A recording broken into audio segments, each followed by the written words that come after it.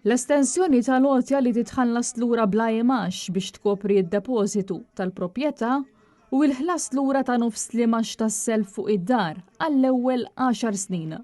Dawn huma l-proposti li ħabbar il-kap tal-Partit Nazzjonalista Elix Borg brabta mal-affordabilità tal-proprjetà meta l-4 fil-għaxija kien qed jindirizza attività f'ħal Qormi. Elix Borg tenna li l-ħajja f'Malta saret diffiċli wisq għal ħafna u l-familji qed isibuha diffiċli biex ilaħqu mal-għoli tal-ħajja. U għalhekk dawn il-miżuri huma maħsuba sabiex jagħtu nifs ġdid liż-żgħażagħ u lill-familji li qed isibuha diffiċli biex jixtru proprjetà. Il-kap tal-Partit Nazzjonalista ħabbar li gvern ġdid nazzjonalista ser jirdoppja l-limitu tal-iskema tad-depożitu minn 225,000 euro għal 450,000 euro biex first time buyers ikunu jistgħu jibbenefikaw minn għajnuna sa 45,000 euro. Spjegaw wkoll li nofs l-imax tas-self fuq id-dar ser jitħallas lura l-ewwel 10 snin b'għajnuna diretta li tista' tlaħħaq 46,800 euro. Fid-diskors tiegħu Elix Borg sostna li Gvern Nazzjonalista ser jinvesti kull euro ġenerat fl-ekonomija lura fin-nies. Ser nestendu l-għotja li titħallas lura bl-imax biex tkopri id-depożitu tal-proprjetà.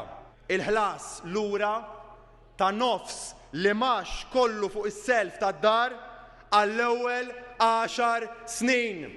Jiġifieri nofs l-imax kollu li tħallas fuq is-self għal 10 snin il-gvern jagħtih kollu lilek lura.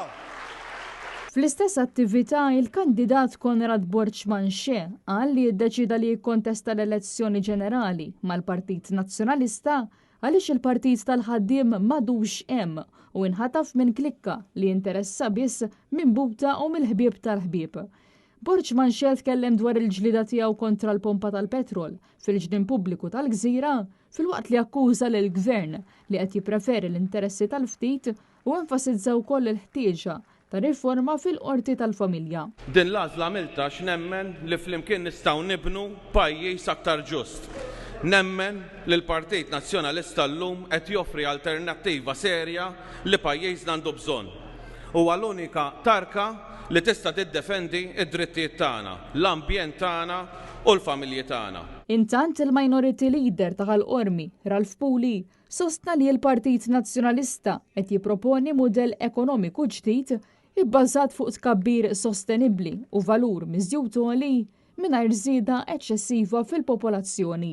Irridu li jkollna ekonomija għan-nies u mhux in-nies għall-ekonomija. X'jiswa li jkollok ekonomija tikbar u mbagħad għandek toroq dawru dawra ħal-qormi imkisrin kull imkien.